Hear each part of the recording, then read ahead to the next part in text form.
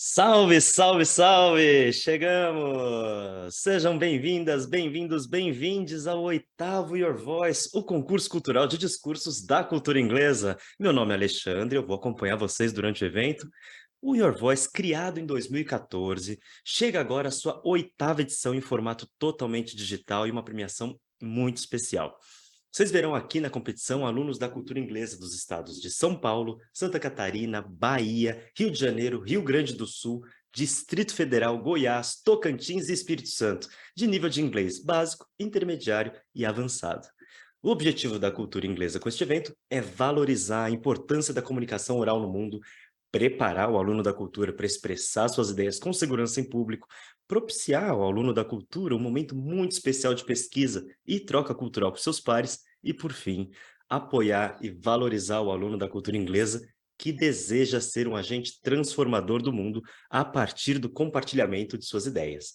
Bom, nessa edição nós recebemos mais de 1.500 inscrições. Na primeira fase do concurso, os candidatos enviaram seu discurso em vídeo. Os discursos foram avaliados por um time de jurados e 475 alunas e alunos passaram para as quartas de final. Nas quartas de final, eles se apresentaram aqui, ao vivo, e então 160 candidatos passaram para as semifinais, discursando em inglês.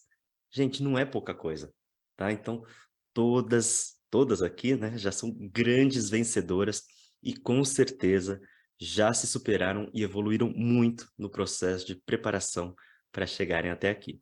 Bom, a dinâmica aqui será a mesma das quartas de final, então vou apenas repassar algumas informações e algumas das principais regras, tá bom? Bom, primeira coisa, vocês que estão assistindo aí na plataforma do Your Voice, por favor, interajam conosco.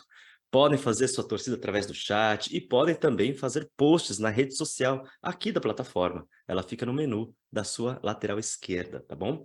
E, ao se inscrever, os candidatos receberam um time, escolheram um time, né, da qual queriam participar. Temos 8 times participantes, representados pelos 8 grandes oradores que vocês viram lá na nossa vinheta de abertura. Então, nessa sessão de agora, temos candidatos dos times Malala Yousafzai, Mahatma Gandhi, Emma Watson e Martin Luther King, todos concorrendo juntos a 3 vagas por categoria na grande final. Além disso, ao se inscreverem, os alunos foram divididos em 9 categorias diferentes, de acordo com o nível de inglês de cada um. E cada candidato concorre, portanto, somente com aqueles que estão inscritos na mesma categoria. E nessa sessão de agora se apresentarão os candidatos da categoria 8. Tá? Essa categoria é um pouquinho diferente das outras, porque ela já é uma etapa preparatória para quem quiser participar em 2023 do maior concurso de discursos do mundo, da ESU International Public Speaking Competition, uma competição internacional que reúne jovens de 16 a 20 anos de mais de 50 países. Uma experiência de intercâmbio cultural sem igual. Tá? E cada categoria possui uma duração de discurso diferente, e a duração dessa categoria é a mesma duração praticada na competição internacional que eu mencionei. Então, assim, os candidatos já se preparam e treinam com a duração correta, né? A duração para os discursos da categoria 8 é, portanto, de 5 minutos para cada candidato. Claro que há uma margem de tolerância, então os candidatos dessa categoria precisam apresentar um discurso que dure entre 4 minutos e meio e 5 minutos e meio. Temos aqui um timekeeper, Vitinho, que controlará a duração de cada apresentação e fará soar um sinal como este. Isso, que é para alertar a candidata sobre a duração do seu discurso. O sinal será tocado quando a candidata atingir 4 minutos e meio, depois novamente quando atingir 5 minutos e uma última vez quando chegar a 5 minutos e meio, tá? A candidata que terminar o seu discurso antes de 4 minutos e meio ou depois de 5 minutos e meio pode ser penalizada, tá? Bom, após o término da apresentação, as candidatas respondem a perguntas e cada categoria possui uma regra específica quanto a isso. No caso da categoria 8, as candidatas responderão a 2 perguntas, tá? Que serão feitas pelas outras candidatas da categoria, né? Ou que estão aqui no Zoom, ou por nossas juradas. A duração máxima para a resposta de cada pergunta é de 1 minuto, e a candidata que não iniciar sua resposta em até 10 segundos perde a chance de responder.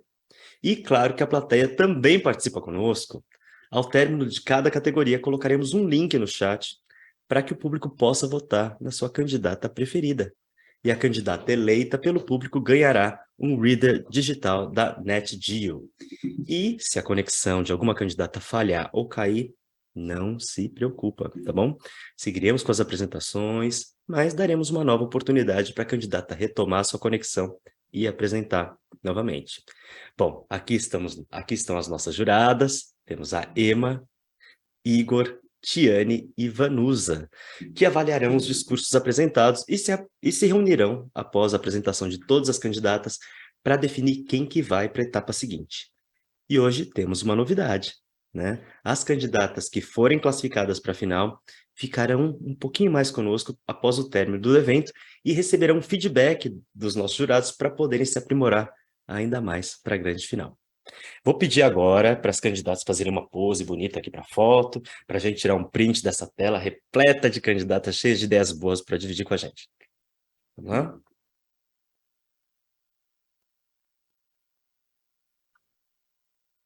Oi, maravilha.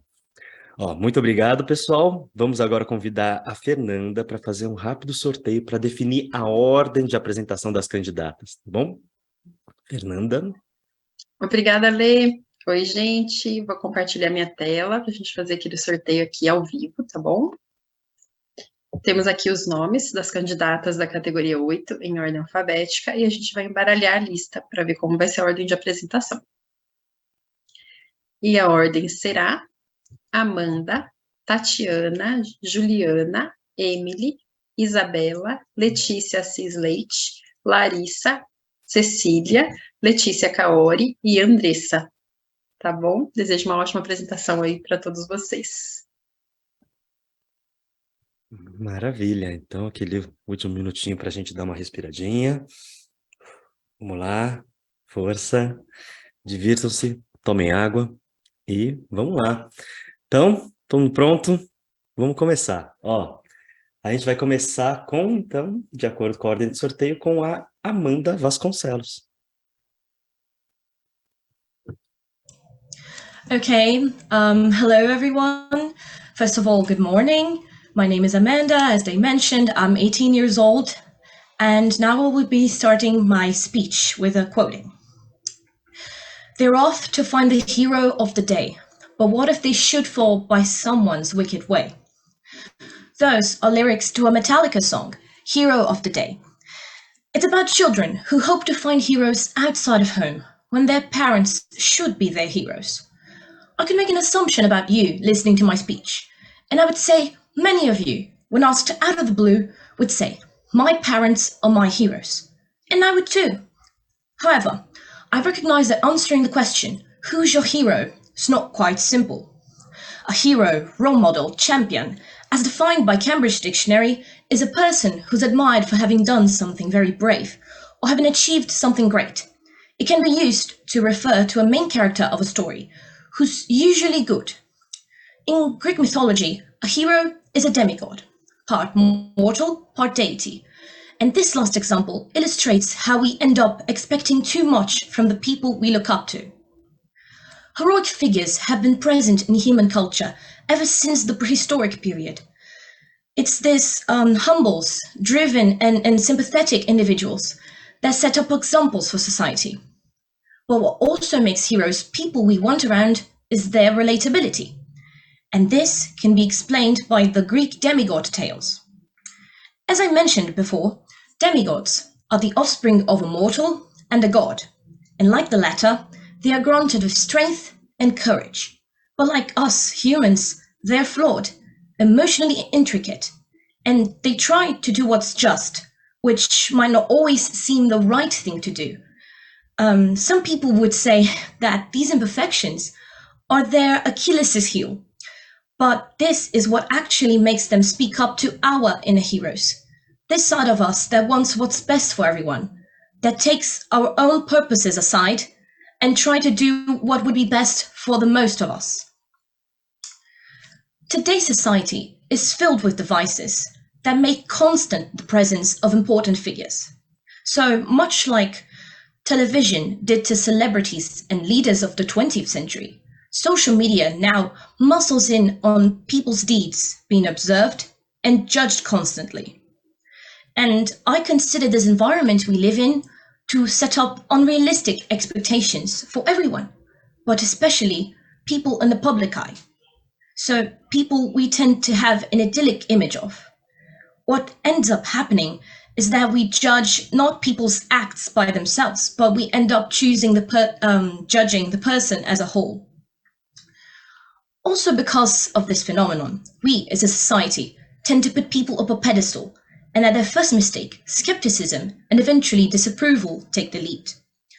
I began my speech saying that our parents should be our heroes, and that many of us consider them as so. But not only because they brought us up and they care for us, but they are imperfect. And as their children, they don't want us to make the same mistakes that they did. This is what actually makes them heroes. As I said by definition, heroes are usually, but not always, good. Being a hero is more about being morally right. It's about proactivity and altruism. Like in the demigod example, heroes are selfless. They engage on bold exploits in the name of the gods for the greater good of humanity, much like most people we're granted that title. When we look outside of home for heroes, it can be smoke and mirrors. Each day we pick and choose the hero, and then we nullify the individual's character, clouded by their faults. It can show that we treat anyone as a disposable hero, which, the way I see it, indicates that even if anyone could be a hero, the word itself gets overused and loses its meaning. So it's like we grant people with the title, but we don't actually mean it.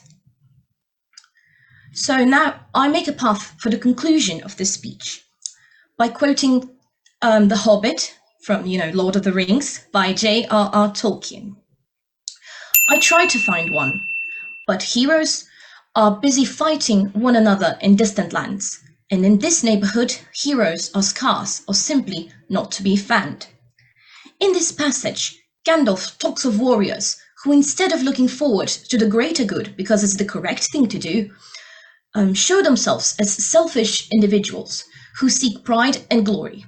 And this debate is one of the central questions in Tolkien's work. Most times, heroes just appear to be courageous. It's up to us, just like Gandalf, to judge the strength of one's heart, not of appearance, and this way, not expect too much from our heroes. Thank you for your attention. Obrigado, Amanda. Vamos para as perguntas. Vamos lá, vou começar com a pergunta da Tiane. Hi, Amanda. Good morning. Thank you for your speech. You mentioned many times during your speech the figure of hero in Greek mythology. Can you tell me a little bit about your favorite Greek myth and why do you like it? Okay, I would say that my favorite Greek myth is actually the tale of Icarus. The very famous one where him and his father, they, by trying to escape the Minotaur's labyrinth, and the whole thing, they try to escape the island by making the wings, and then it melts when he flies too close to the sun. I would say that this is one of my favorite tales because it's very symbolic of that we should quite literally keep our feet on the ground. And, there's also limits to what we're doing, and that we should maybe not, the metaphor of not flying too close to the sun, trying to keep it rational, and, to really analyze your actions. So I would say that this is my favorite one because, the whole symbology behind it. So, yeah. Thank you, Amanda. E agora vamos para a pergunta do Igor. Hi, Amanda. Good morning. Amanda, you mentioned heroes are people that we often look up to, and you also mentioned the relatability factor. So I was thinking, what quality of heroes should be worthy of being looked up to, and why?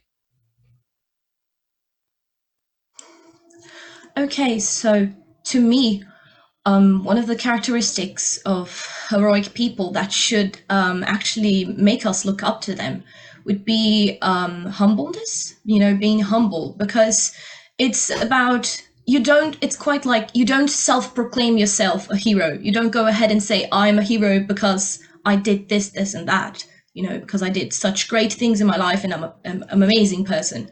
Most times heroes, they do the things because they think they're trying to help other people. So it's like they're humble because they recognize that they are not perfect. And then they also rely on other people sometimes for those actions to actually work. So I would say that being humble is this characteristic that we should look up to the most. All right, thank you very much. Obrigado, Amanda. Vamos continuar agora, de acordo com o sorteio. A próxima candidata é a Tatiana Lopes. Hello everyone, good morning. I would like to take you on a journey. You're 5 years old and it's a sunny day. You have been running and playing for hours on end. 1,000 thoughts cross your mind. You think about your future and you choose the most impressive career you could imagine. An astronaut, a scientist, a football player, ballerina. You aspire to be someone as mighty as Superman.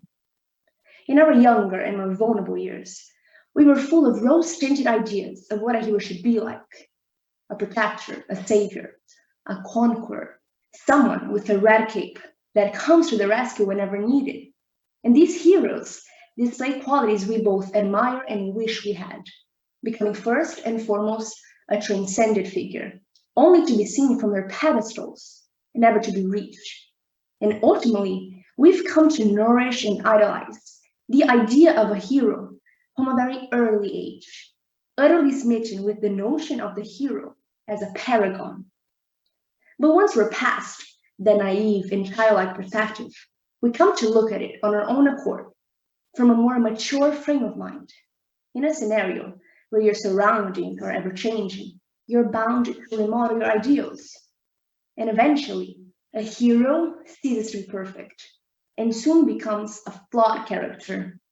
We begin to associate a hero with supremely real characters made of flesh and bone that populate our reality. We associate the concept of a hero with our family members or twin pillars without whom we could not stand, with the people who excel in serving our community, teachers, doctors, firefighters.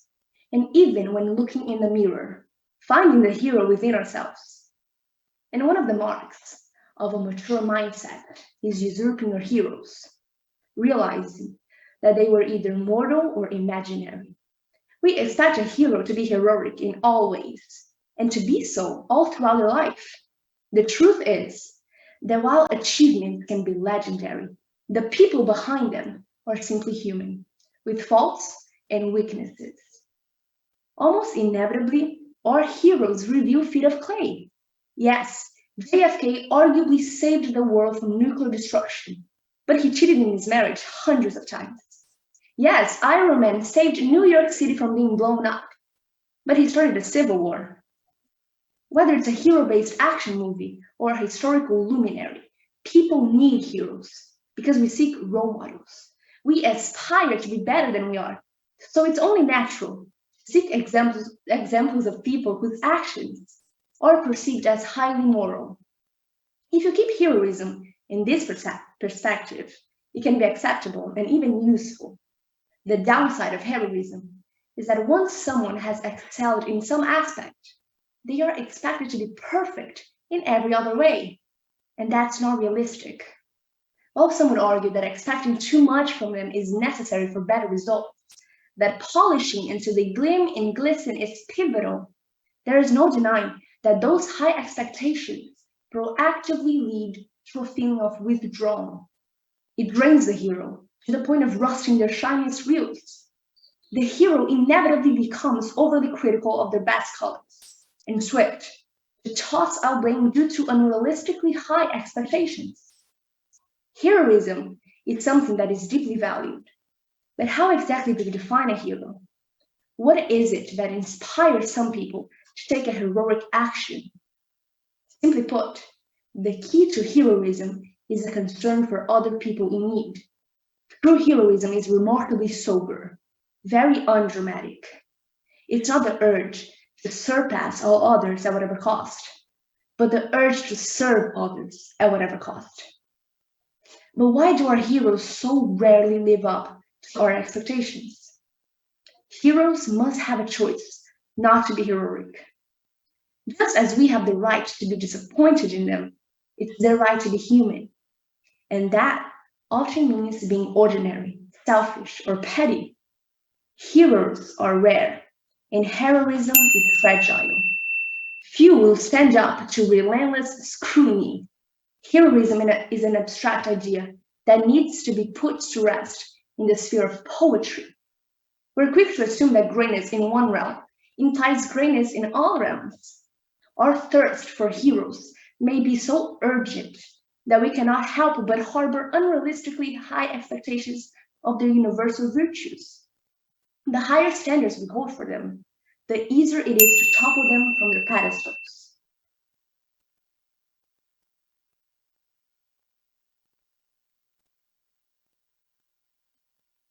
Ok, muito obrigado, Tati. Vamos para as perguntas, então. Quem vai fazer a primeira pergunta vai ser a Vanusa. Hello, Tati. Thanks a lot for your speech. Well, you've mentioned that heroes are morally right individuals who have a deep concern for others, right?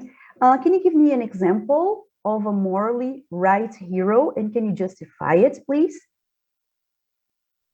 Well, we can perceive a hero in our reality, which, as I said, the firefighters, our doctors, our teachers. And that's why I think it's so great to see it in this perspective, seeing them act like on a day-to-day basis and doing that for the rest of their lives, choosing to get up every day and help someone else. And that's why it's so controversial, because they're morally right, but they also do wrong things. They have weaknesses, they have faults. But it's amazing to see them every day getting up and helping someone else. And that's why we see the hero in this perspective. Thank you so much.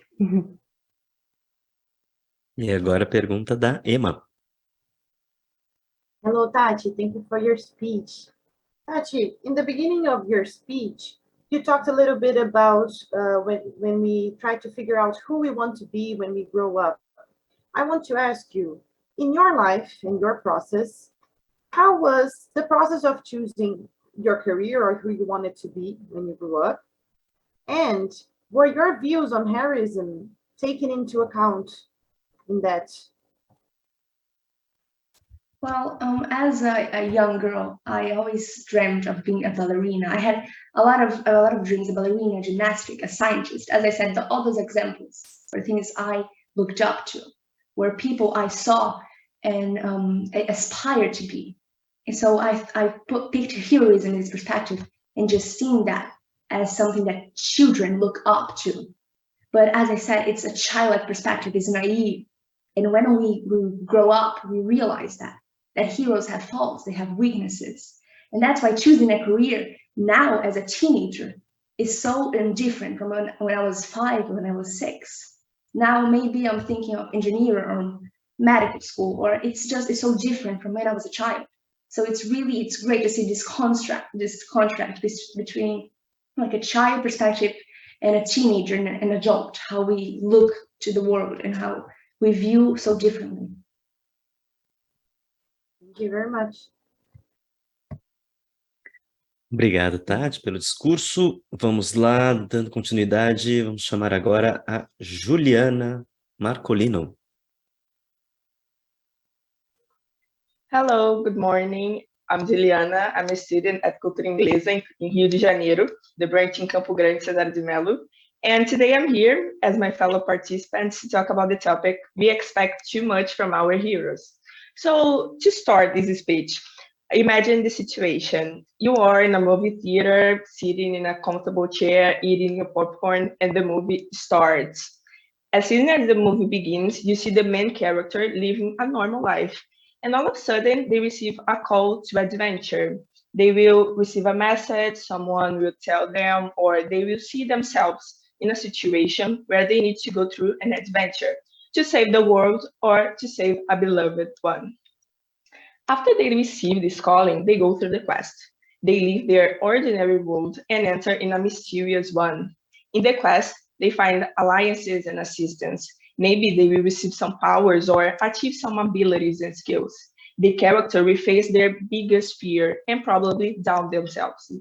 But they will face many trials and difficulties, but they will overcome and succeed in the end.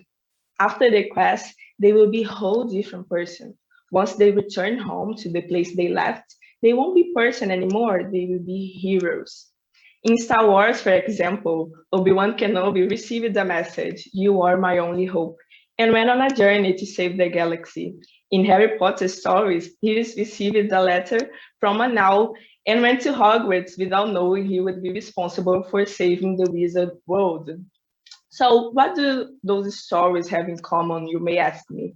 It's the hero's journey, a way to build narratives using some archetypes. If you give a closer look in several books, movies, or video games, you'll find many examples of this. Joseph Campbell, a writer and researcher, did that and wrote a book about it. It is called The Hero with 1,000 Faces. Throughout his research, he has found a similar journey in thousands of stories around the world. Many other studies have shown that we, as human beings, need to believe in some myths, in some stories. We need to be convinced by these ideal people to get us through normal days. We need to have these examples of people that succeeded and sailed through problems to help us. They help us facing some challenges during our lives. This is our human nature. But there is a problem with that. What is it? What do you think about it? The problem is believing that this will happen in our lives with people that we know, with our personal and everyday heroes.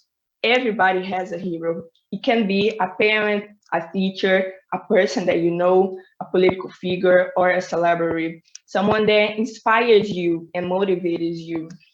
There is a quote from Dune, a book by Frank Herbert, that although it's fiction, I really enjoy it. It says, "There is probably no more terrible instant of enlightenment than the one in which you discover your father is a man." So, reading these books and trusting in these myths, we tend to believe that this will happen with everybody, with our fathers, our mothers, our parents, with people that we know. And we believe that they will overcome everything, that they will succeed, that they will always be a good example for us, and we expect so much from them.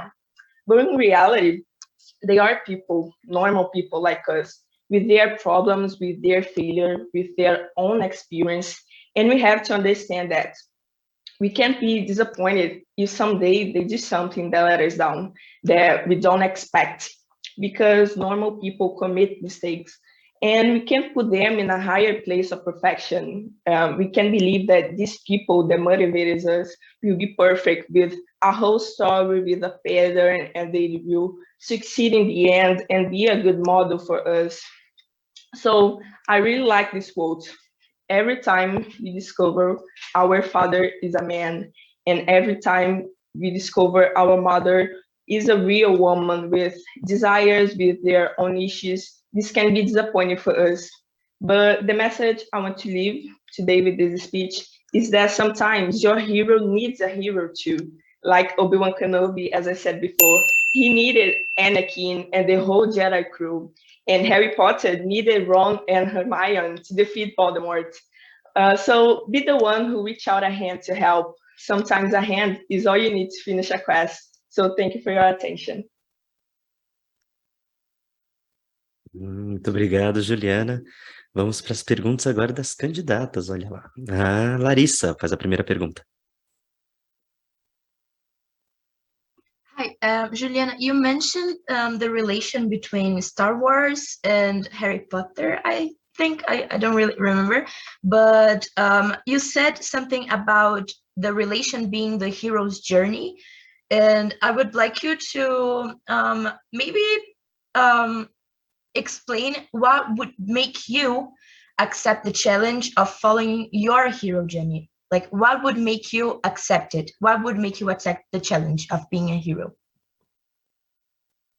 Yeah, I talked about the hero's journey because it's a common way to tell stories. And I said about the movie, imagine you go to the cinema and watching, because many stories have this pattern. The hero, a person at the beginning, it's living their normal life, and there is many parts of hero's journey. If you look out, I summarize it a little bit, but they don't believe that they have to go through the journey and etc. And they accept their faith.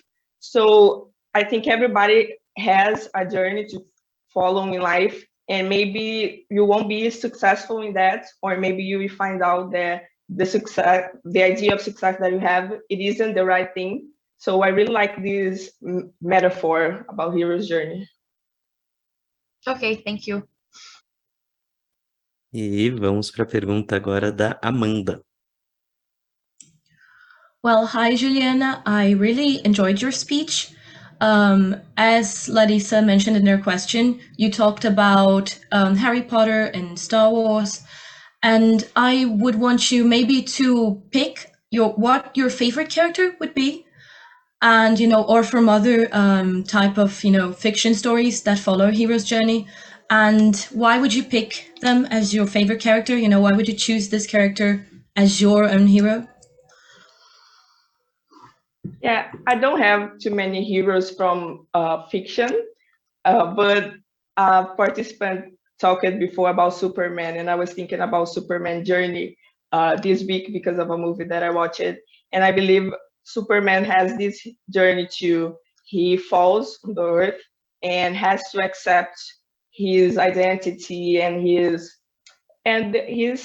place in the world, and he has to go through a journey and save the world and face many challenges. So I believe I would pick Superman to be a hero, my hero.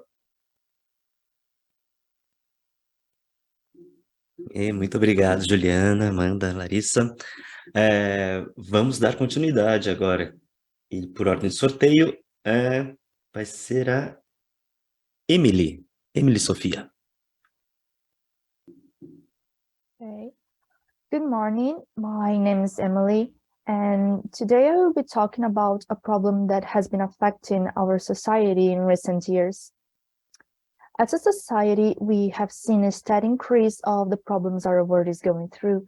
The future has never been so uncertain before, and we acknowledge the problems and their corresponding solutions, but somehow the measures we take to change things are never done. We push it away and ditch the responsibility to others. We are never willing to accept this burden to ourselves. And that is where heroes enter.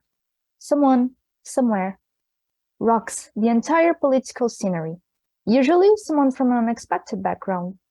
And suddenly, we got the chosen one, the one person that will represent us all in the making of an utopian world.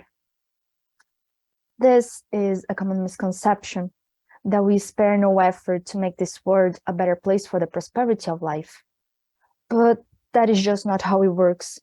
Instead of changing our lives, our habits, we choose a respectable person to participate in annual UN seminars, to say pretty things on television, to help people in our place, to take up the cudgels for their beliefs until they are worn out, only to be hated by an anonymous group on Twitter. We expect too much from our heroes, rather than making something new out of us. There is no clear-cut answer to fix the mistakes humanity has made. Nonetheless, there is always a more appropriate solution than relying on a single person to do it by themselves. Malala Yousafzai is one of those otherworldly heroes, delivering breathtaking speeches about women's rights to learn. No normal person could ever dream of actively contributing to this problem, could they? I have not lived through it. I cannot comprehend the true horrors this problem comes with. What if people suppose I'm not only an attention seeker, but also a pretentious person? Those are the kinds of thoughts that drive us away from truly trying to make a change for the better. We should not feel red-faced when giving our all to sort out these issues. Sadly, our heroes are human. They are not perfect and will never be. Ordinary people aspire to be like them, to have the power to transform our reality entirely. Most people are kind-hearted and have a sweet soul, but financial power is not a limitless characteristic people have. Money is not inherent to humanity. Thus, handpicking someone to achieve the population's goals is vital to diligently solving our complications. Malala fought as one of our heroes, but she is especially unique even between them. Malala went against a powerful dictatorship by merely refusing to go along with their orders. Needless to say, the sheer courage she displayed is more than reason to suspect her divergence from common people. But she has something many dream of: encouragement. Evidently, her rebellion did not come without its own repercussions. In 2012, she was shot 3 times. The bullets penetrated her skull, and her survival is considered a miracle. She is the definition of our fragility, a normal girl without aids to help her fight. She is proof anyone is able to stand up for their ideals with a bit of motivation. The quintessence of trying to change things up is woven into our souls. People cannot stand trouble. The necessity to ease our worries is the propellant of change. We were moved, talked into accepting what we were told to do, to go along with the script, to never question if we were capable of modifying the society. It may seem our doings are just a drop in the ocean, insignificant. However, you're not going to hear someone tell you not to do your best when addressing a problem. Narrow-minded people might as well tell you this, but in the end, it is your own choice, not theirs. Once Malala said, and I quote, "When the whole world is silent, even a single voice becomes powerful." Thank you. Muito obrigado, Emily. Vamos para a pergunta das juradas. Quem vai fazer a primeira pergunta é a Tiane. Hi, Emily. Thank you for your speech. You mentioned you yourself cannot know the struggles and the horror that Malala Yousafzai went through. So I would like to know what struggles and horrors you have in your life that can make you act like a hero.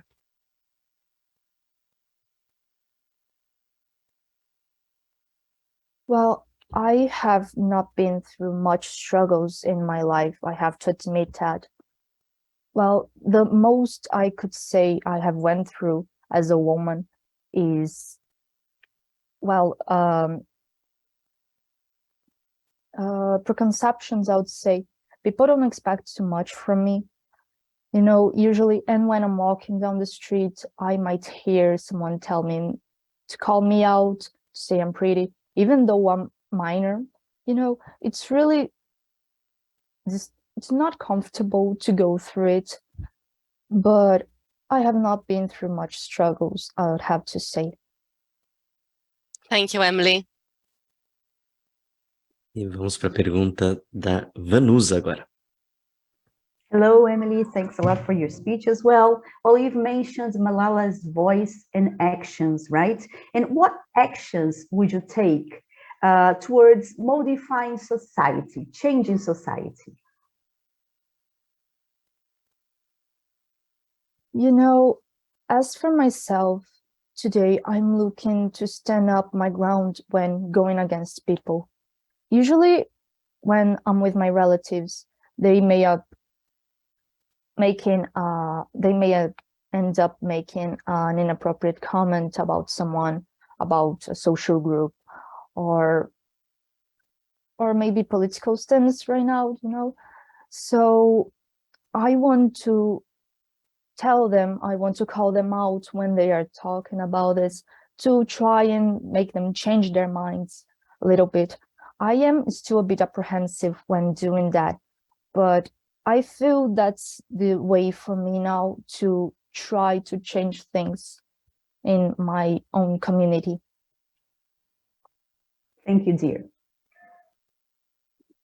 Muito obrigado, Emily. Vamos dar continuidade e, na sequência, vamos com Isabela de Souza.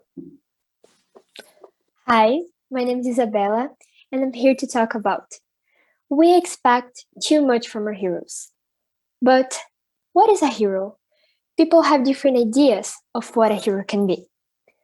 A hero is most often someone who at some point in their lives has earned their respect by doing something considered great, something that we thought we couldn't do. And usually that person is then placed in a leadership position. They could be an activist, or presidents, or even our parents. The thing is that this leadership position also comes with great expectations. There is an implicit expectation that these heroes use their voices to support causes that we think are right. We are always judging our heroes, saying that they should do more. To presidents, we are always saying that something should be done about the lack of security. To activists, we are always saying that something should be done about global warming. To parents, we are always saying that something should be done about the quality of life inside our homes. But we ourselves are not doing anything to help those causes. Let me give you real life examples. Do you know when you're driving and suddenly the traffic light turns red and you still drive by it and think, oh no, it's okay, I just passed for a few seconds. There, you're contributing to a lack of security. When you throw garbage on the street and think, oh no, it's okay, it's just a plastic bottle. There, you are contributing to global warming. Even when you fight with your siblings, because I know this is one of the hardest relationships out there, over silly things, just because you're too proud, there, you are contributing to a decrease in quality of life inside your homes. So you see, we are always so worried about giving orders about what should be done that we forget we also have the duty to make the change. We have to remember that our heroes were once considered, and they still are, normal people just like us. In Emma Watson's speech for the He for She campaign, she says the line, if not me, who? If not now, when? It made us think about our role as potential heroes in the near future and how we want to be treated and supported. We have to reflect. Should our heroes be made to carry this burden of our expectations, that they represent our views using the platform that they have earned through their achievements? It looks like it's a bargain we make with them. We will idealize you if you show what we want to see in ourselves. But if you show the reality of us as people in society, then you're just one of us after all. And therefore, you're no longer special, and you have to come down from your pedestal and stand in the muck with the rest of us. We are cynical, because so often our ideas have been betrayed. Washington and Jefferson held slaves. Martin Luther King is accused of failing and plagiarizing, and so on. But we have to separate out the things that make our heroes noteworthy and forgive the shortcomings that blemish their heroic perfection. Afterwards, isn't that what should be beautiful and interesting about heroes? The fact that they are normal people just like us, with flaws and desires of their own?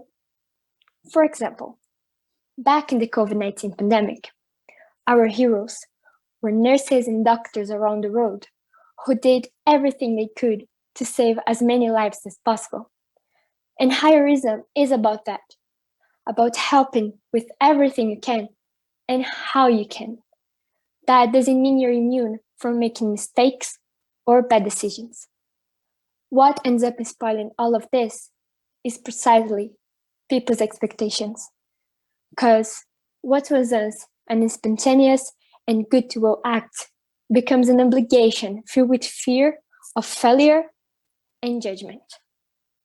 So, we came to the conclusion that there's nothing wrong with expecting and admiring great things from our heroes. The problem lies in our total dependence from them. So yes, we can admire and expecting great acts from our heroes. We just can't expect them to do everything for us, and even worse, without making any mistakes. Thanks for listening. Obrigado, Isabela. Vamos para a pergunta dos jurados. Vamos começar com a Emma. Hello, Isabella. Thank you for your speech. Isabella, I wanted to ask you, in your speech, you talked a little bit about leadership positions. I wanted to know if you have ever been in a leadership position, and if so, how did you feel about it? How did you feel did you feel that people put too much expectation on you? Yes, I already been in a leadership position, and in my school we have debate groups, and in my debate group I am the leader, and I can say it's a lot of pressure, but I think we manage to be like a group that's very, very unit, you know, and we can not like put too much pressure in each other, but yes, it's difficult. Thank you very much. E vamos para a próxima pergunta. Quem vai fazer a próxima pergunta é o Igor. Right. Hello, Isabella. Good morning. Actually, good afternoon, right? So I was thinking that when you said that one reason why we look up to heroes is because they are people like us. So I was wondering, who's a hero you relate to and why? Well, a hero I relate to, I think it's my parents, because like they are a mirror for me. I admire them very much, and we learn a lot from each other. So I think I can separate out the things that my parents do wrong and I can do it too, and the things that I have to follow their steps, you know. So I would say them. All right, thank you very much. E muito obrigado, Isabela, jurados. E dando ordem aqui, seguindo a ordem, na verdade, né? É a Letícia Leite.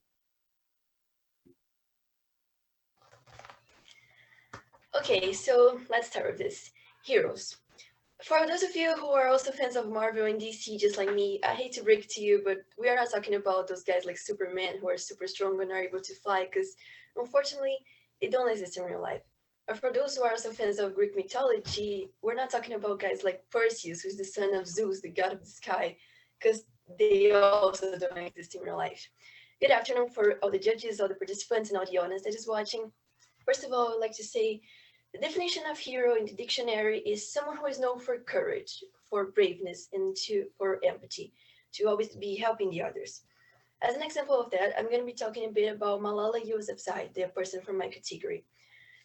She was a Pakistani woman who became internationally known for defending the right of women and girls to have access to school. She became a target of the Taliban, and she became the victim of an attack at the age of 15, even younger than me. She has books published in thousands of languages and translated to thousands of languages, including I have read one. But if we stop romanticizing the situation and think that she was, let's be honest, a kid when everything happened and then suddenly became a hero, imagine all the pressure, all the weight in her back to help the world and do more for the world. She must have felt really scared. A lot of artists certainly go through the same situation. Celebrities are people that have millions of fans all over the world that treat them practically like gods. They are never expected to fail, and they're always expected to be in the great mood and with the highest energy and never do mistakes, which must certainly feel like really draining. There's an artist called Melanie Martinez who once said in the lyrics of a song of hers a sentence like, "There are people watching me when I ask no more. It's really hard for me to say just how I feel. Why is it so hard to see? I'm just like you, you're just like me." Which demonstrate us that artists can also feel draining, can also feel exhausted. Even people that we take as an example can also feel insecure, and that's totally fine. If you ask what my opinion is, I would say that we expect too much from our heroes, and we treat sometimes real life heroes as if they were superheroes, as if they were superpowers and people that never make mistakes, which is obviously not true. Everyone in the human planet makes mistakes. Well, I've been talking about famous people, but let's talk a bit about ordinary heroes. Heroes can be people that help us and save us in our lives somehow. An example could be teachers. Teachers are for sure lifesavers because they teach us the base of one of the most important things in life, education. Another example are doctors or veterinarians, people that work in the healthcare area in general. They study years of their life and dedicate years of their life just to save other people's lives and other animals' lives. And I personally think that that is so beautiful. Another examples are garbage cleaners, people that work cleaning the streets, doing something that is vital for our basic human rights.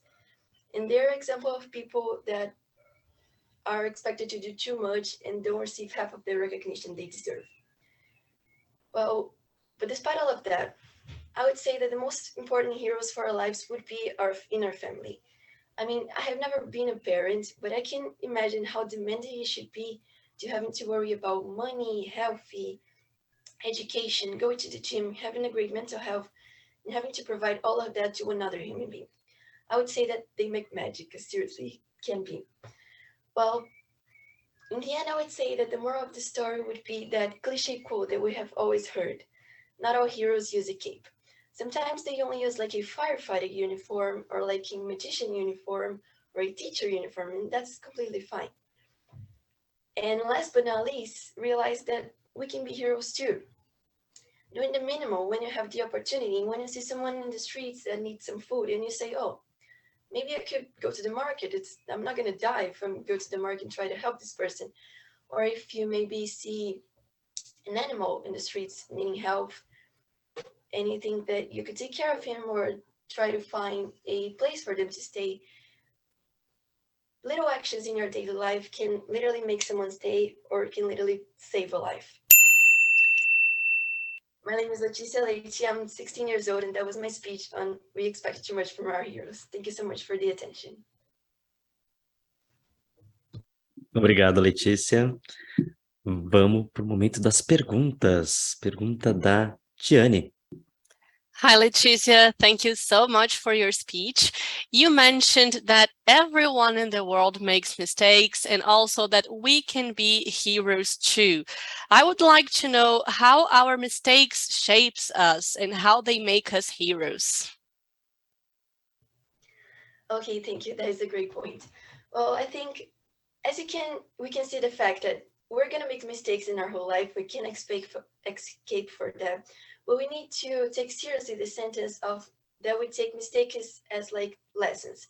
When you make a mistake and you see that you didn't go very well after doing that, you're not trying to repeat that again, right? Or if you see someone doing a mistake, like someone was an example for you doing a mistake, you're gonna know that that's not something you should repeat. So yeah, I think our mistake teaches maybe more than our right actions. Thank you, Leticia. E agora a pergunta da Vanusa. Hello, Leticia. Thank you for your speech. Well, you've mentioned that we, ordinary people, tend to expect our heroes to do what we don't, right? So what can we do to be less cynical? Guys, I'm so sorry. My internet is a little unstable. No, we can repeat, no problem. Can you hear me now? Can you hear me now? Yeah. Yes? Okay. So you've mentioned that we ordinary people tend to expect our heroes to do what we don't. Okay? So what can we do as a society to be less cynical? Okay, that's a great one. I think what we can do is finally to just take some time to think and not take as an example of something that everyone does. Like if you see a celebrity which is an example of for some rich people, don't like literally do something just because they are telling you to do, and to try to learn from each other's mistakes, try to learn from people who you really admire, like your parents or someone who you really relate to, so that I think you can grow a better person. Thank you so much, dear. Vamos lá. Obrigado, Letícia. E agora com vocês, Larissa Arroio. Hi, I'm Larissa, and this is what I have to say. Set the scene in your head. I'm 4 years old, got hurt in a playground, and Supermom saved me. She kisses my boo-boos and holds me until everything is okay. She is my hero. I'm 6 now, riding on my father's back, feeling so tall that I could possibly rule the whole world. He is my hero. Skip ahead, I'm 10 now, and all I care about are my friends. Forget family. We want to watch movies, be on our phones, and talk about boys.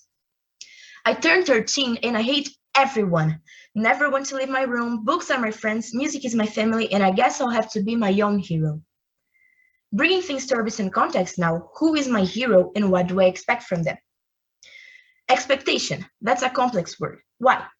We expect a lot from a lot of people. We expect a lot from ourselves. We expect a great life with great friends, family, and partners. As we grow up, we are frequently told to lower our expectations. People are always there to comment on your dreams and insist on saying that it's too much. Unrealistic, another interesting word. Fairly used to crush our great hopes in life, commonly by people who secretly expect failure from us. Not so secretly, actually. Then after everything we fantasized about is ruled impossible and we are said to be incapable, what should we do? Should we just give up? Isn't that the easiest way?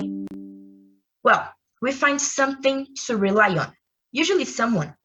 That's when a normal human gets promoted to hero. Hero, that's the most important word here. In its meaning, it's definitely complex too. This is my first time sharing my thoughts and convictions to complete strangers like this. And the two things I had to support me were a theme which I had never thought about and the fear of disappointment. Now that's something that lives closer to me than my own heroes. Along the years of our lives, we always fear something. Clowns, spiders, darkness. Then we get older and the shadows that haunt us are the voices telling us that we aren't worthy. And I don't know who had this terrible idea and why somehow we accepted the fact that failing is portrayed worse than almost anything. Nowadays, you can basically rob a bank, steal a car, punch someone, and no one will care. But now you get a single bad grade, you're a failure. You end a relationship, failure. Lose your job, failure. Well, if you did steal a car, I'm pretty sure its owner would care, but besides the point.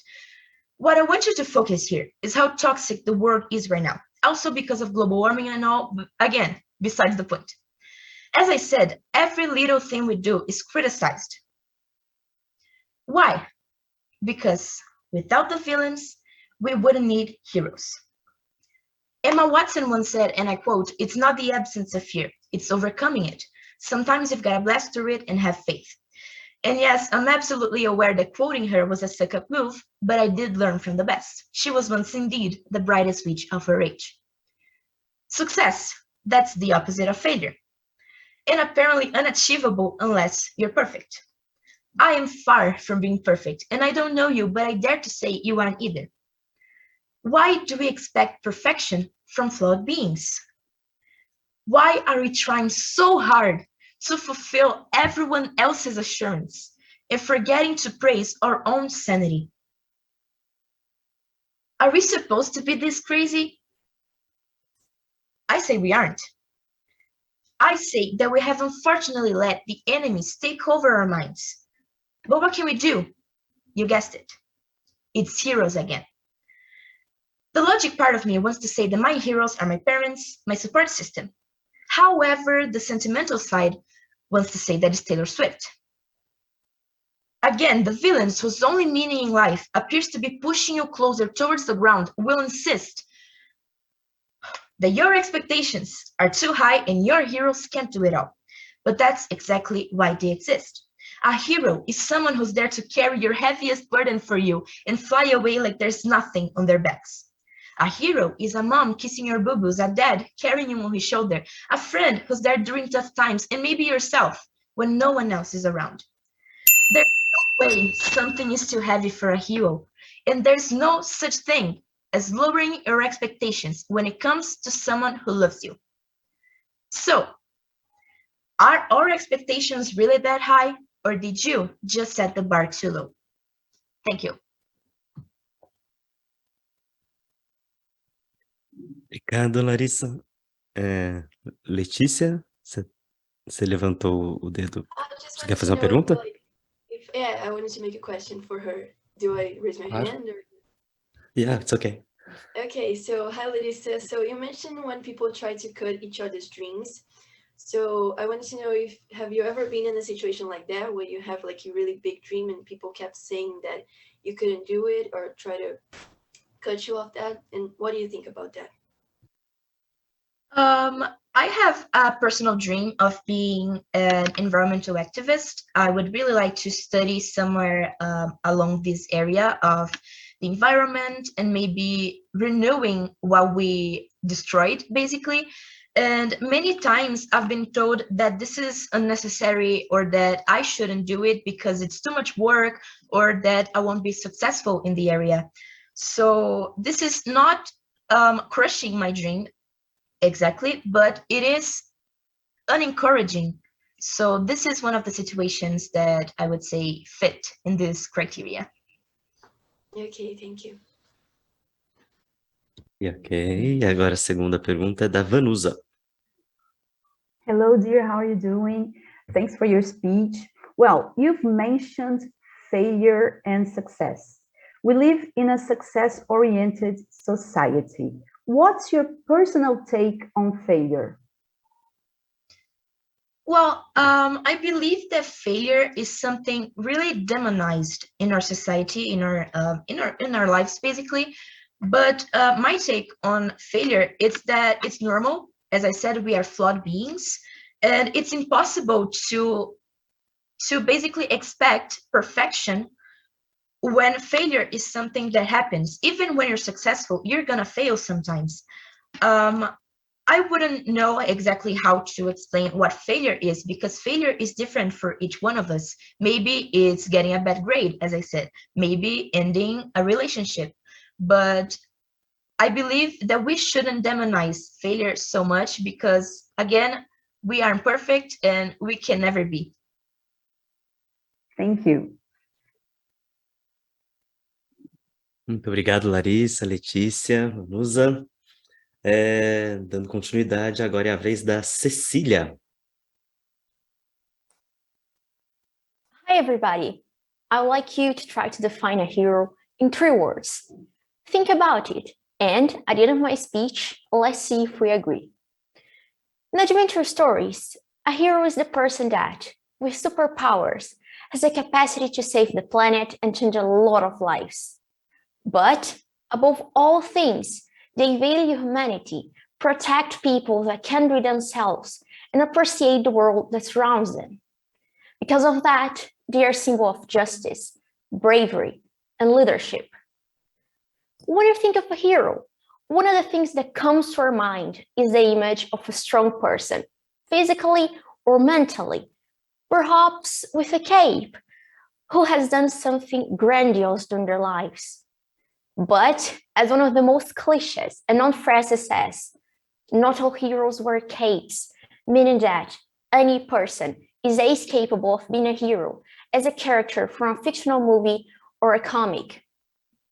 Historically, the figure of a hero has always been present, which means that heroism has always been important for human development. It varies from community to community, changing according to the context a society is inserted and lives in. You can say a hero is a phenomenon of embodiment of cultural values. After all, their actions and ambitions reflect the social conditions and the reality of specific civilization. Over time, a lot of people left their mark in history. A historical hero can be defined as one for engaging people into social changes, for inspiring them with innovative solutions, or for coming up with clever inventions. This implies that Joan of Arc, Martin Luther, Mahatma Gandhi, and Isaac Newton, with different origins and motivations, all have one thing in common. They acted in favor of what they believed in and influenced positively the course of society. In ancient Greece culture, for example, heroes played such an important role in the community that they were considered an in-between of a human and a god, the so-called demigod, like Heracles. There were even shrines and cults for their veneration. There's nothing wrong in admiring someone for their heroic actions. A hero is a hero because they fight for a cause when no one does. So it's natural to have higher expectations of heroes than ordinary people, since they did something to stand out, to pursue their greater good. This figure should be emulated and referred to as a role model by all people. The problem is when the veneration is hardly exaggerated, which contributes to the vision of the hero as a flawless person with unrealistic personal traits. According to psychology, the tendency to idolize heroes exists to fulfill cognitive and emotional needs, which includes the desire of meaning in life, hope, inspiration, and growth. So the person is put on a perfect pedestal, which attributes to her or him superhuman characteristics. Consequently, we place on them superhuman expectations too. The fact is, expecting too much from heroes makes heroines be viewed as too big, or perhaps we're too small to achieve it. We have to keep in mind that there are no perfect people. The abilities and talents of a hero might impress us at first, but as the time flies, the enchantment fades away. Role models and idols, despite their admirable qualities, have weaknesses, and that's okay. This means that us, normal people, and heroes have similarities. Besides being a role model, a hero is a human and was also a common person before leaving their mark on the world. In other words, ordinary people can make their life extraordinary. Everyone, in their own way, can make a difference in the community, inspire other people, and help to make a difference, help to make the world a better place. So, could you find the 3 words that define a hero? I could. For me, a hero is defined by courage, example, and humility. Thanks for your attention. Muito obrigado, Cecília. Vamos lá, vamos para as perguntas agora. Vamos começar com a pergunta da Tiane. Hi, Cecilia. Thank you so much for your speech. You mentioned heroes act in favor of what they believe in and that we can all be heroes. I would like to know what beliefs you have that are worth fighting for. Well, thanks for your question. Well, I think that all people have the same rights. So I think that this is a thing that should be that a hero should keep in mind. One figure that I think that really inspires me and fight for it is the diplomat Sérgio Vieira de Mello. And I think that he really keeps that in mind in all his career. So I think that all heroes should keep this in mind, to fight for humanity and peacekeeping. Thank you. E agora a pergunta da Emma. Hello, Cecilia. Thank you for your speech. Cecilia, at some point in your speech, you talked about how this idea that heroes are perfect eventually fades away. When do you think it's the moment where that happens? Could you tell me? Well, thanks for your question. Well, I think in a world of social media, where there are a lot of fake news, and the community and people in general are sensationalist, and I think that the actions and the beliefs of a hero people might forget it during the time. In a world that there are a lot of news and information that are a lot of the TV and a lot of new information every day, people tend to forget the important things and tend to forget these important things and the actions of their heroes. So that's why the talents and their abilities fade away during the time. Thank you, Cecilia.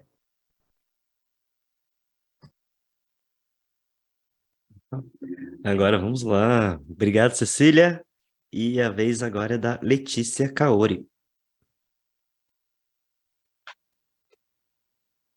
Okay, so hey everybody, my name is Leticia, I'm 17 years old, and I would like to start asking you something. Have you ever got punched in the stomach? Right in the stomach? Well, when I was 6 years old, I had my first karate competition, and I remember I got punched so hard into my stomach that I fell down into my knees in the middle of the fight. And when I was there on my knees, I remember I felt so weak and vulnerable, even though I had been always a strong girl. Because there was no mom, there was no dad, there was no sensei, there was no hero to help me. And that was the moment I realized that in a fight, in real life or in a ring, you are alone. So you have to fight for yourself. So then I recovered, I got up, and I kept fighting until it was over. I didn't win the fight that day, but I learned one of the most important lessons of life, which is, do not wait for someone to go there and help you. Be your own hero. And this lesson is related to a really interesting topic, which is, what makes a person be considered as a hero according to society? If you asked me 11 years ago, I would say that I am a hero. If you ask a child today, he could talk about Superman. If you asked a woman who was raped by Taliban, I suppose she won't have an answer for that. If you ask a Black person, he could talk about Nelson Mandela, Oprah Winfrey, Zumbi dos Palmares.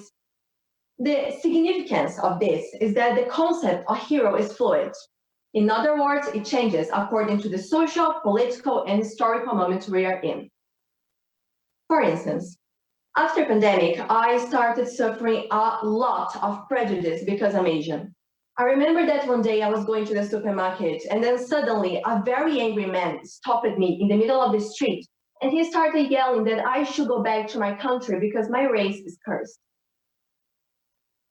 Now tell me, who could be a hero for me that day? After the situation, I felt so afraid of walking alone in the streets. And due to that, I started a really intensive routine trying to find out ways to feel better about what happened. And that was when I met Mahatma Gandhi's story. Did you know that this man set his country free from European hands all by himself? In addition to that, all his heroic journey started because he was suffering prejudice as a consequence of having a darker skin color than society used to consider as normal. From my perspective, this is the main point of being a hero, not being afraid of start big things with a small attitude. Nowadays, people like to complain a lot about the high levels of violence against women, about the high levels of depression and anxiety, or about how Black people still suffer prejudice even after all these years. But what's the use of arguing that much and don't think about solution? People just complain, sit down and wait for our next Mahatma Gandhi, for our next Emma Watson, for our next Superman to show up and solve all of our problems, when actually we're totally capable of thinking about a solution and start changing the world. Well, I think that from the deep of my heart, I believe that this is the biggest problem society has. We expect too much from our heroes. And it happens because society idealizes a lot the concept of hero, the hero nature, they put them on a pedestal. For example, let's talk about the heroines. Have you ever noticed how sexualized they are? They or who always have that long, beautiful hair and makeup and heels to fight against crime, to beat men. But come on, it's 2022, let's be realistic. If a girl was fighting against crime, against men, she would probably have to shave her head. Because imagine, she's fighting for her life, and then her head's got in her face, oh my God, I died because my hair was in my face. No, she'll probably have army clothes because it's more comfy, not a tiny little dress. This problem society has. They make us think that we are not worth it to be called as heroes, when actually we are all heroes. We are our own heroes. The 6 years old I mentioned before, she's a hero because she didn't give up fighting and she gave the example to all the arena. Mahatma Gandhi, Emma Watson, they are heroes because they were not afraid of having a voice and starting the change with small things. I am able to say that I am among the lots of heroes here inspired me some way. I am a hero because I try every day to make Asian prejudices stop. Today, you are my hero because you listen to me and remember me that I can actually be heard. Be your own hero. Thanks for having me. Muito obrigado, Letícia. Vamos para as perguntas agora. Vamos começar com a pergunta da Tati. Hi, Leticia. I really enjoyed your speech. And you mentioned that the concept of a hero is very fluid and everyone has different perspectives. My question is, would you say there is a hero that everyone agrees on, a universal hero? Oh my God, totally. At least people who study, like they just don't go for the common sense, they take a book of history and study. Probably Malala Yousafzai, she's one of the greatest heroes because she survived, you know, she's the example of the strength of a girl, of a woman, of a group. Or maybe Mahatma Gandhi, because he set his country free, as I said, all by himself, and he didn't use violence. Of course, that there are some terrorist groups that wouldn't agree, but they don't even respect their human rights. So I think we should not take their opinion as a parameter for this. Thanks for the question. E agora a pergunta da Cecília. Hello, Leticia. Your speech was really nice. Well, you said that herons nowadays are sexualized. Could you say an example of a woman, a fictional woman who is not sexualized, who is more realistic and human-like? Totally. I would like to say this on my speech, but the time was counting. So, but well, get straight to the point. Mulan. Mulan is a story of a girl that was really pretty. She had that long hair, the beautiful clothes, the beautiful makeup, but she had to cut her hair. She had to stop doing all the makeup. She had to dress up like a man. So then he could be a hero. So then he could help her family and her country. And I think this is the most incredible example of a normal hero, of a human. Thanks for the question. Muito obrigado, Letícia, Cecília, Tati. E a nossa última candidata dessa semifinal é a Andressa Lopes Chaves. Andressa está por aqui? Não, não está. Então, é isso aí. Chegamos então ao final dessa semifinal do grupo 8. A gente vai fazer o seguinte, a gente vai primeiro parabenizar todo mundo, porque uau, incríveis. Os jurados vão ter muito trabalho agora, não vai ser nada fácil. Então, foi o seguinte, eu vou liberar os jurados enquanto eu vou falar aqui sobre o prêmio do público com vocês, tá bom? Então, a gente vai colocar um link de votação já no chat, e é só 1 minutinho para vocês votarem na sua candidata favorita, tá bom? Ele não é clicável, mas vocês podem copiar e colar no seu navegador, ou ir direto no navegador e digitar o link que é esse aqui, ó, tiny, né, tiny.cc/semifinal 8. tá bom? E a candidata que ganhar o prêmio do voto popular receberá um reader digital da NetGeo, um livro digital interessantíssimo em inglês relacionado ao nível de inglês dessa categoria. Muito legal, né? E o que mais que eu preciso dizer? Então aproveito para lembrar só que esse prêmio não tem relação com a passagem para a final, tá bom? Se por acaso a pessoa que ganhar o prêmio do público também estiver entre os 3 nomes anunciados pelos jurados, aí sim, ela também vai para a final, tá bom? Então, ó, gente, bora votar que é só um minutinho, certo? E enquanto vocês voltam, deixa eu contar um pouco mais sobre as próximas fases da competição. Então, hoje serão anunciadas as 3 candidatas da categoria 8 que seguirão para a grande final e lá encontrarão mais 3 candidatos que estão vindo de outra semifinal. E todas as fases do concurso são online e você sempre pode acompanhar aqui nessa mesma plataforma. E todos os candidatos participantes do evento receberão um certificado de participação e os certificados estarão disponíveis no site do Your Voice, que é, pega aí bloquinho e caneta, yourvoice.culturainglesa.com.br. Bom, vou tentar ser menos velho agora e falei bloquinho e caneta, pode pegar um celular ou qualquer coisa digital e anotar que é yourvoice.culturainglesa.com.br, tá? E os candidatos que ganharem o prêmio de Audience Choice receberão um certificado e o reader digital por e-mail. Então, nesse caso, fiquem aí atentos aos seus e-mails e, claro, dá sempre aquela olhadinha no spam. Às vezes acontece, né?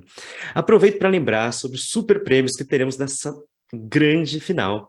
Então, todos os candidatos chegarem até a final do concurso no dia 27 de novembro estarão concorrendo a uma bolsa de estudos integral na cultura inglesa e isenção total em um exame de Cambridge, certo? Além de ter o seu discurso divulgado no podcast ou webinars da cultura inglesa. Então, bora se preparar, afiar ainda mais esse discurso e levar a sua torcida para lá, certo?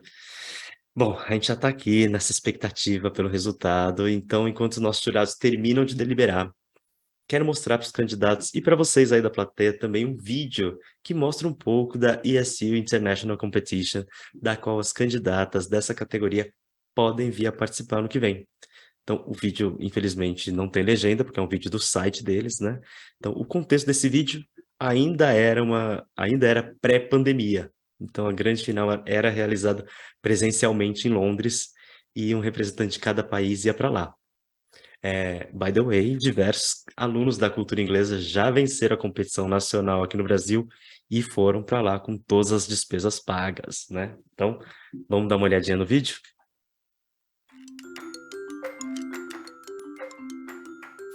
It's been about traveling around the world while you're in London in just 5 days.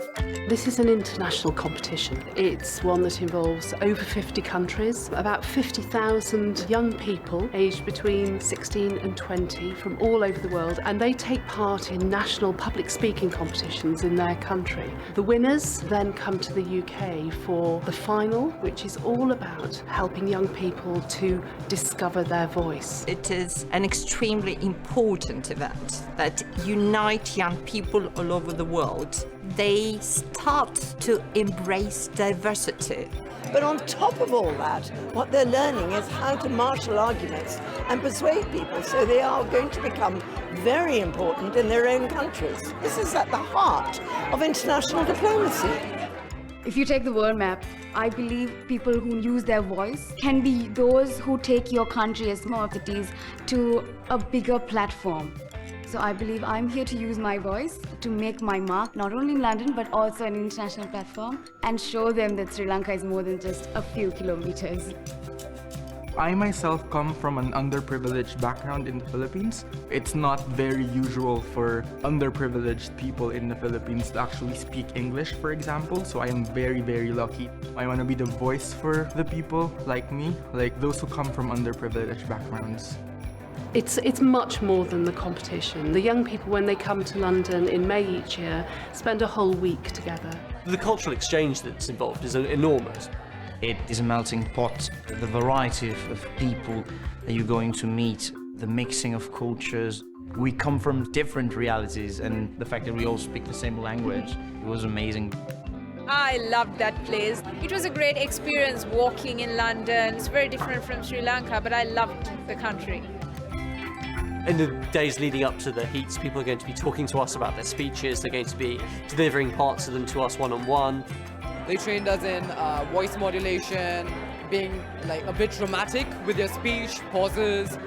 The cultural exchange that happened was amazing. Coming here, it's like my brain just transported me right around the earth. Welcome to the final of the English Speaking Union International Public Speaking Competition 2016. Broadly speaking, we're looking at quality of delivery, pacing, how well they connect with their audience, how natural they are as a speaker in the room. It's a question really of coming across with your heart and with your arguments. Everybody did something different and everybody did it great. The delivery, the content, it was just amazing. Today, I shall speak to you all on the power of humanity. My mother could have very easily given me up. Instead, she chose to see me not as her broken rule, but as her one redemption. See, that's the thing about us. We choose the easy way, not the right way. Honor your word and practice the good things to grab that integrity. That's it! This is the power within us. The power of choice. The outcome of those things can bring a lot of integrity to entire populations. What a wonderful afternoon it has been. What an amazing system it is to bring you all together, from Zimbabwe to Mongolia, from Sweden to Australia and everything in between. It is truly international. We have the winner of 2016 International Public Speaking Competition, who is Vivian Garcia-Cano. It's amazing. I honestly am very happy. I'm glad to go home and show people that Mexicans, we can do important things. Genuinely, it sounds so cliche to say it, but what I got for winning is nothing compared to what I got for competing. Just all the friends that I will have for the rest of my life and all the love that I got from those people. It's such a well-organized competition. It was so amazing to be here. I think that this is a must for every single public speaker. I'm really excited to go home with an actual award to show what I did here. And when I go back to Ghana, I would expose the opportunity to young people. What we have here are extraordinarily talented and sophisticated young people, all of whom I suspect are going to make their mark in the world. It's a very good platform for their future to spread their wings and fly to anywhere they want.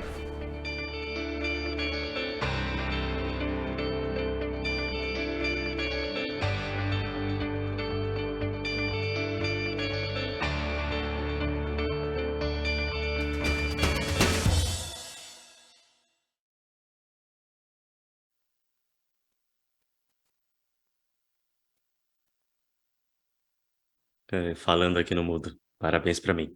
Sensacional, né?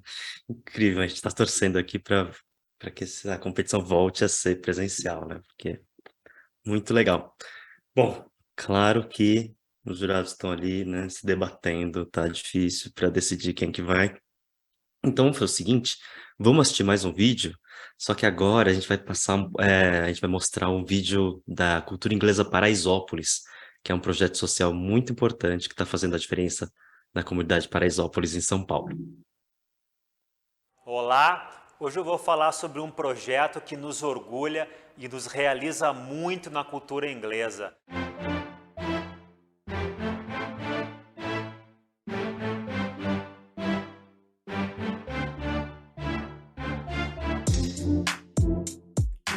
Essa unidade foi concebida para atender apenas os moradores da comunidade, de forma 100% gratuita, apenas alunos bolsistas. Uma unidade padrão Cultura Inglesa. Quando eu fiquei sabendo da oportunidade, eu fui uma das primeiras a fazer o cadastro já para tentar a sorte, graças a Deus eu consegui. E aí tinha vaga para adulto também, né? Aí começou eu, minha esposa, minhas duas filhas, a mais velha e a do meio. Desde então, todos nós estamos aqui. Foi um elemento incrível aqui na comunidade. Oferecendo cursos de inglês com a nossa excelência acadêmica, com professores Cultura Inglesa e com atendimento humanizado e individualizado, que são nossas características, aqui com um acompanhamento especial dos alunos.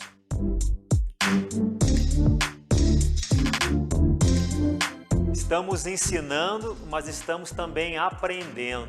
No início da pandemia, nós tínhamos cerca de 1.300 alunos aqui em Paraisópolis. Quando tivemos que mudar rapidamente o presencial para o remoto, achávamos que muitos alunos não conseguiriam continuar por falta de acesso à internet, sem computador, espaço adequado. O primeiro dia foi online. Aí não sabia entrar na aula e meu irmão entrou para mim, né? Ele me ajudou. Foi complicado o começo, né? Aí foi passando o tempo, a gente vai se adaptando. Grande parte dos alunos aqui de Paraisópolis conseguiram achar meios para continuar seu estudo conosco, mesmo no remoto. Uma grande e bela demonstração de capacidade de viabilização, de perseverança. Foi um aprendizado para nós. E agora retomamos aqui em Paraisópolis com o ensino presencial. E às vezes a internet fica ruim, não dá para falar, aí presencial dá para falar pessoalmente. Os resultados até aqui também vêm nos surpreendendo. Tivemos uma alta retenção em 2020, acima de 90%, e uma média de 92% de presença. Uma grande lição também que a gente aprende todo dia aqui é o esforço que essas pessoas fazem. O inglês, para mim, vai abrir possibilidades. Por isso que a gente tem que valorizar, tem que ir para aula, tem que praticar. A cultura abriu isso, abriu essa porta. Olha, você tem essa oportunidade, você consegue. Esse é um grande valor, eles podem sonhar. Quero trabalhar com muita arte, sabe? Disposição. Os resultados até aqui na unidade Paraisópolis nos fazem ter uma certeza ainda maior de que vale muito a pena investir em projetos sociais. E nos traz um sentimento muito bom ao cumprir nossa missão e gerar um impacto social relevante através da educação. Obrigado, Cultura Inglesa.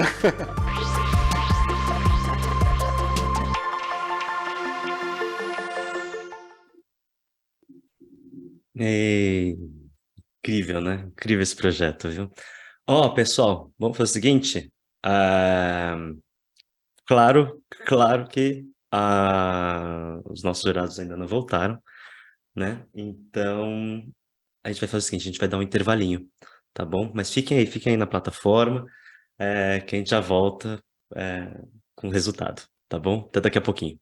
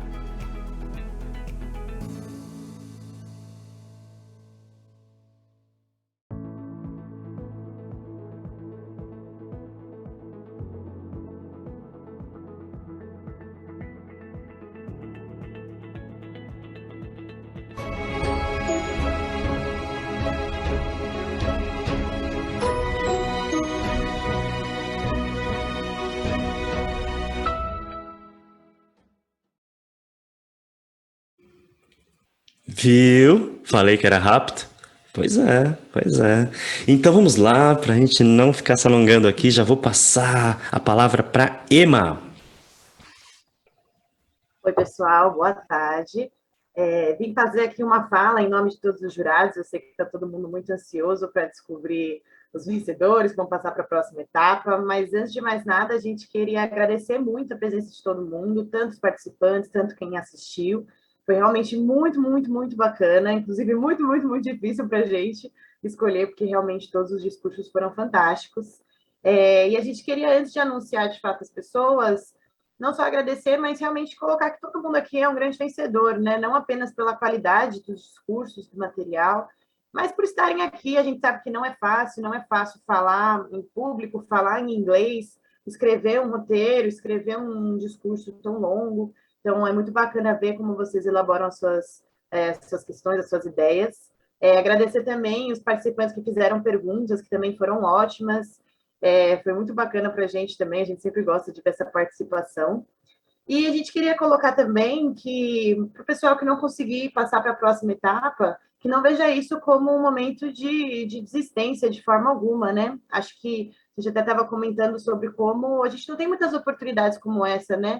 Que dirá em inglês a gente fazer um discurso, né? Mas até competições de discurso público em português mesmo. Então, para a gente continuar procurando lugares de exercer a nossa voz, né? Exercitar isso, expressar as coisas que a gente tem a dizer. Existem muitos espaços bacanas para isso. E até, inclusive, o Your Voice, que ele continua. Então, por favor, continuem trabalhando, continuem elaborando as ideias de vocês, porque a gente gosta muito de ouvir, tá bem? Então, muito obrigada mais uma vez. E antes da gente seguir, eu vou passar a palavra para o Igor, ele vai anunciar quem foi o voto do público. Lembrando que esse voto não necessariamente é a pessoa que segue para a próxima etapa. Aí o Igor vai falar um pouquinho mais sobre isso. Obrigada, gente. Bom, pessoal, eu queria, em primeiro lugar, reforçar as palavras da Emma. Sim, parabéns a todos. Todos os discursos foram muito bons, a qualidade foi excelente. Mas a gente sempre precisa fazer escolhas. Mas a primeira escolha a ser apresentada não é a nossa, dos jurados, é a escolha do público. E o público votou e escolheu Juliana Marcolino como a ganhadora da sessão. Parabéns, Juliana. Agora a gente vai ouvir da Vanusa os escolhidos entre nós, jurados. Vanusa, a palavra é sua. Oi, gente, boa tarde, que responsabilidade, hein? Bem, gente, reforçando aqui, foi uma escolha dificílima, vocês são maravilhosos. Bem, os finalistas da categoria 8 são Amanda Luiza, Juliana Marcolino e Letícia Kaori. Parabéns às três e parabéns ao grupo inteiro, tá? Por esses speeches maravilhosos e eu me emocionei, todos eles, muito inteligentes. Parabéns a todos. Obrigada. Que sensacional. Gente, de novo, então é isso, né? Os jurados disseram e é muito, muito verdade. Super parabéns, né? Eu estava conversando com vocês agora aqui no intervalinho, quanto que o nível foi altíssimo, né? Com interpretação, com inglês, com as ideias, os discursos. Então, super parabéns para todas. Vocês são minhas heroínas. Então, super obrigado. Gente, é isso. A gente vai ficando por aqui. E fiquem ligados aí na plataforma, que hoje ainda tem bastante discurso, tem muita ideia boa, muito discurso bom para a gente ver. E fiquem ligados aí nas próximas etapas, tá bom? Até mais, gente. Beijo. Tchau, tchau.